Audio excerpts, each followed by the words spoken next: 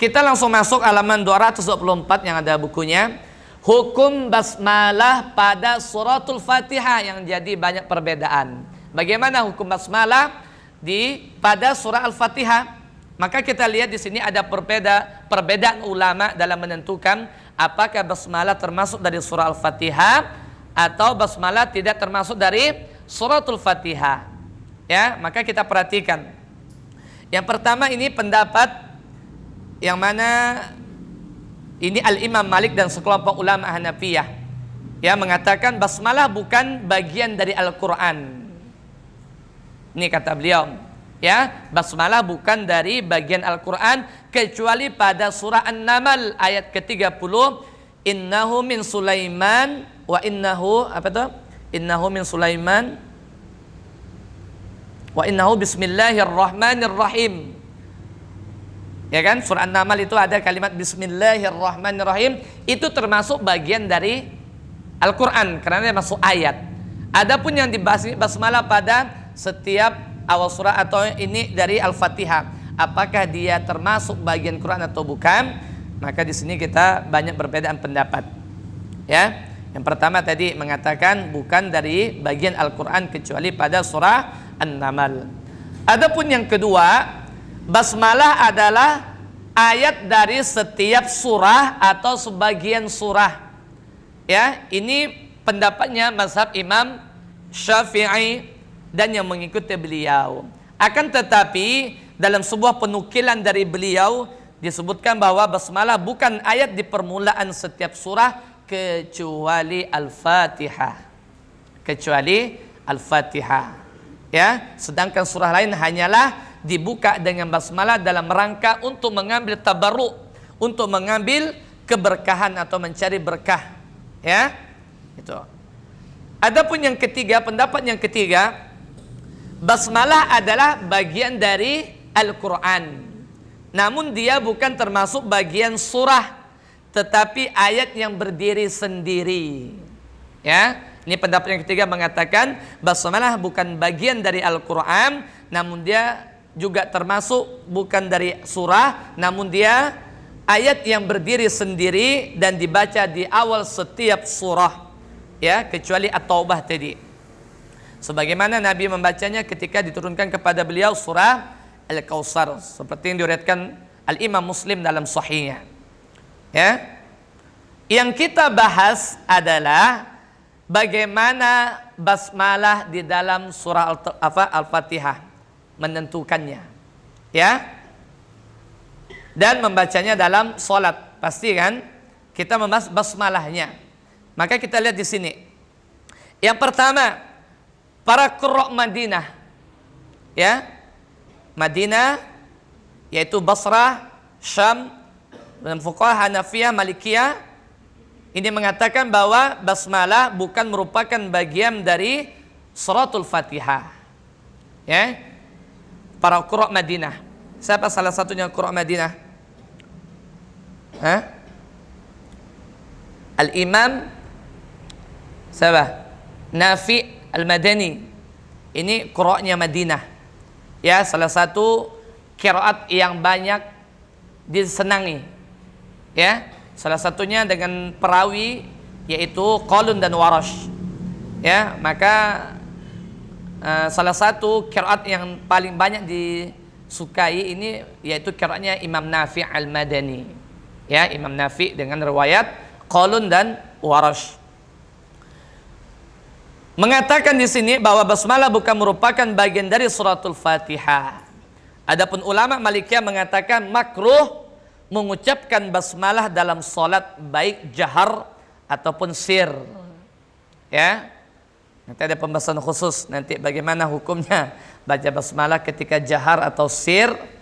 Di sini banyak perbedaan pendapat. Salah satu dibahas dalam tafsir Ibnu Katsir, pembahasan bab basmalah. Ya. Sedangkan ulama Hanafiyah mengatakan sunnah membacanya dalam salat dengan sir. Ya.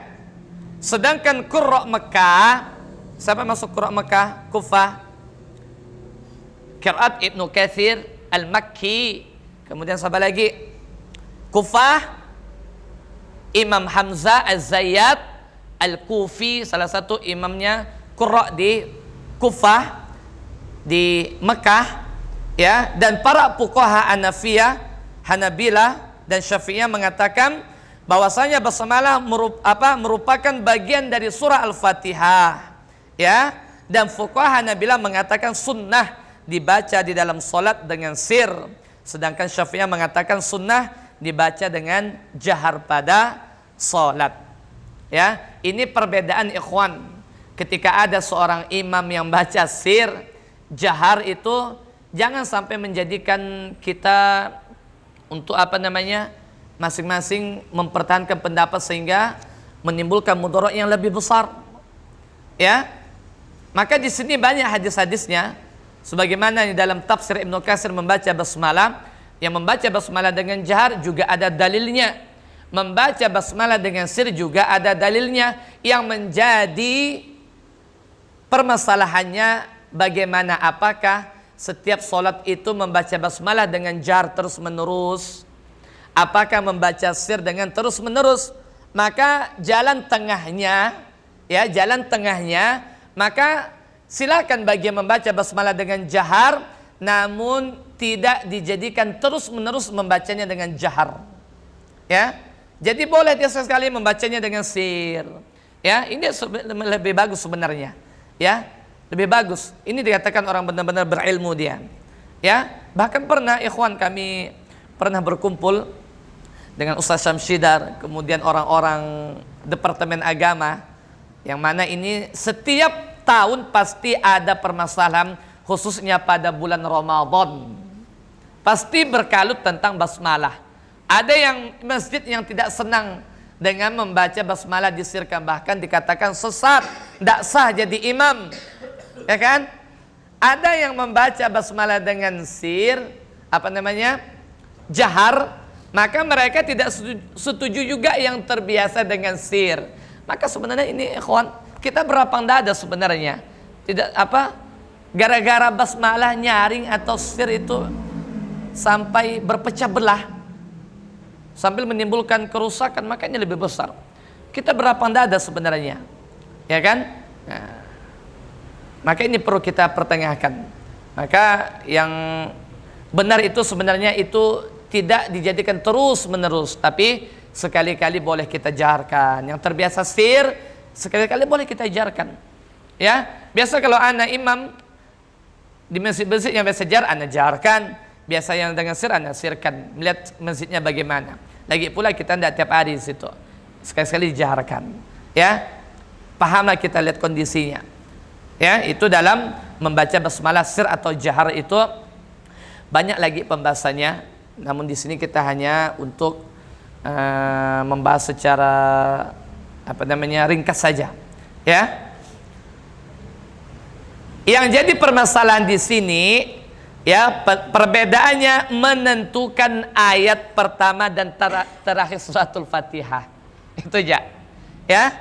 Bagi yang mengatakan bahwasanya basmalah bukan bagian dari surah Al-Fatihah, dia menentukan bahwasanya terakhir surah Al-Fatihah adalah ghairil maghdubi alaihim waladdallin. Itu berarti terakhir dari suratul Fatihah. Kalau mengatakan basmalah bukan bagian dari suratul Fatihah. Adapun yang mengatakan bahwasanya basmalah merupakan bagian dari suratul Fatihah, maka ini yang termasuk Al-Imam Asim yang mengambilnya. Siapa Al-Imam Asim? Qiraat Imam Asim pernah dengar? Siapa perawinya? Siapa perawinya? Imam Asim. Hafaz dan Syu'bah. Antum tiap hari baca Quran, itulah riwayatnya. Hafaz tuh an Imam Asim, ya. Jadi ditanya nanti, antum membaca Quran dengan riwayat apa? Harus tahu, inilah bacaan qiraat Imam Asim dengan riwayat Hafaz dari jalur Syatibiyah, ya. Nah, ini perlu nanti kita perkenalan dengan ilmu qiraah, thariqah itu perlu untuk mengenal. Ya, bukan belajar qiraah belum, mengenalnya pengertiannya apa gitu. Biar kita tahu, ya. Nah, ini menurut Imam Asim bahwasanya beliau ini memilih untuk membaca ayat terakhir sekaligus dari siratal ladzina an'amta 'alaihim ghairil maghdubi 'alaihim waladdallin. Ini beliau menentukan ayat terakhirnya dari siratal ladzi. Adapun yang tadi yang basmalah bukan bagian dari suratul Fatihah, maka menentukan ayat terakhir dari ghairil maghdubi 'alaihim waladdallin. Ya. Nah, ini tentang hukum basmalah dalam suratul Fatihah. Ya.